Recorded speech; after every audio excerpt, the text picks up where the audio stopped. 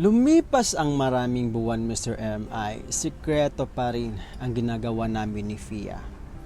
Mas gugustuhin ko nga na magtambay na lang ako sa bahay at kasama si Fia kaysa gumala kami ng ate niya. Bakasyon na rin nun, Mr. M, at umuwi muna si Fia sa Tarlac at 2 months siya doon. Grabe ang pagka-miss ko sa kanya, Mr. M. Gusto ko nang puntahan ito sa Tarlac, kaso natatakot ako sa asawa ko, baka mahuli kami. Akala ko nga, Mr. M, ay buntis si Pia nabuntis ko ito. Kasi habang ginagawa namin ng orasyon, may time talaga na di ko talaga mapigilan na maiputok ang katas ng bulkan sa looban ni Fia. Maraming beses yun, Mr. M, at hindi lang isang beses nangyayari. Sobrang saya ko kasi after 2 months ay babalik na si Fia sa Manila. At hindi naman pala ito buntis, Mr. M. Naiisip ko nga na sa mura niyang edad na 14 ay ang dami na pala naming nagawa. Kayong nasa bahay si Fia noon, ay gusto ko siyang yakapin ng mahigpit at walang tigil na paggamit sa kanya, Mr. M, dahil miss ko na talaga siya. Nag-aantay lang ako nang makaalis ang ate niya papuntang trabaho. At bago ko simulan ang pananabik ko kay Fia. Sabi nga ng ate niya, "Fia, sa Sunday na tayo bumili ng mga gamit mo, ha?" Sabi naman ni Fia, "Opo, te." Sabi ng asawa ko, "Pang, ikaw na ang mag-enroll kay Fia mamaya. Pagising mo, ha, pasok na ako sa work." Mr. M, sinigurado ko muna na nakasakay na ang asawa ko sa jeep.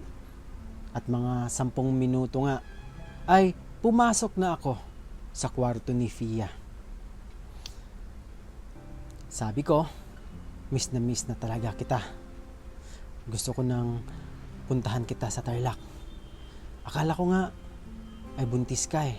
Sabi naman ni Fia, miss na rin kita, Kuya Toy. Hindi ako buntis. Kaka-period ko lang last week.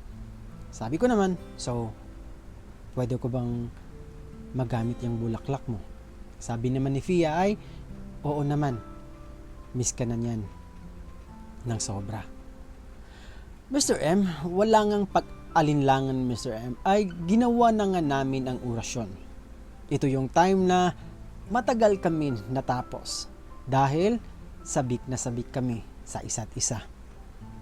Ito rin ang time na nabuhat ko talaga si Fia at nasandal ko pa ito sa pader. Habang inaarara ko nga ito ay napapasigaw na talaga siya ng sobrang sarap, Kuya Toy. At napapaihi na nga ito.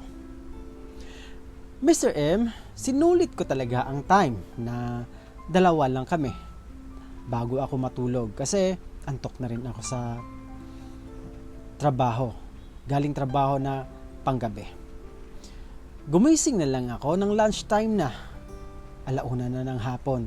At si Fia na rin ang nag-asikaso at nagluto na rin siya. After namin kumain, Mr. M, ay nagtungo na nga kami sa school para ma-enroll na siya kasi senior high school na si Fia. Mr. M, makalipas nga ang ilang taon, di ko na namalaya, 19 years old na pala si Fia. At marunong na nga rin itong gumamit ng contraceptives o yung bang mga bagay na gagamitin para hindi mabuntis. Kasi ayaw pa daw niya. Ayaw niyang mabuntis kasi bata pa daw siya. Okay naman sa akin yun, Mr. M, para di na ako nagwe-withdraw habang nagtatali kami. Mas masarap kasi pag naiputok mo yung bulkan sa loob. At tasted yon ng mga lalaki, Mr. M. Mr. M, nagde-decide na nga si Fia na mag-work muna as a working student kasi tapos na rin naman siya sa senior high school. At gusto niyo na munang magtrabaho bago mag-college. Pero sabi niya pwede naman daw isabay kung may online class. Yung school na nag-o-offer ng online classes. Para at the same time daw ay makapagtrabaho naman daw siya. Kaya pumasok siya sa college school dito sa Manila na pure online at nasa weekend class pa ito. Kaya saktong-sakto talaga na makapag-work siya. Hinatid ko si Pia sa BPO kung saan ako nag-duty bilang security guard. At sakto talaga ay mahilig si Pia mag-English-Englishan. Kaya pasado talaga ito sa BPO. Sabi ko nga, pag nakapag-work ka na, baka wala na tayong time niyan. Sabi ko, baka ibang tao na yung magiging kasama mo niyan. Sabi naman ni Fia, gusto ko kasi Kuya Toy na lumipat na ng bahay kasi natatakot na ako kay ate. Sabi ko, ako nga rin pero gusto ko talaga tayo pa rin ha. Sabi naman ni Fia, oo, pag makastart na ako ng work at may sahod na, lipat agad ako Kuya Toy. Mr. M, makalipas ang 3 months na pag-work nga ni Fia sa BPO ay nakalipat na nga ito. At malapit lang din naman sa Mall of Asia. 5,000 ang buwan niya pero may sariling kwarto at CR. Medyo malayo nga lang sa bahay namin pero okay na rin. At least hindi kami mahuli. Okay na rin naman Mr. M para at the same time pag may ginagawa kami ay hindi kami nag-aalinlangan. Baka kasi ay darating yung asawa namin. Asawa ko sa bahay habang naglalampungan kami.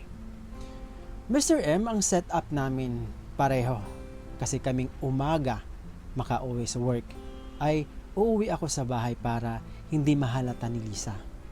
At pag alis niya ng 7:30 AM ng umaga, siguro mga 8:30 ay aalis na ako sa bahay at doon ako pupunta kay Fia. Mr. M, sobrang sarap talaga sa pakiramdam na may sarili kayong privacy na hindi nagmamadali. Gusto kong ibigay lahat kay Fia ang best ko pag nagtatali kami. Hina-hardcore ko siya at hina-hard F ko si Fia na para bang walang katapusan. At minsan, Mr. M ay tinatali ko ito.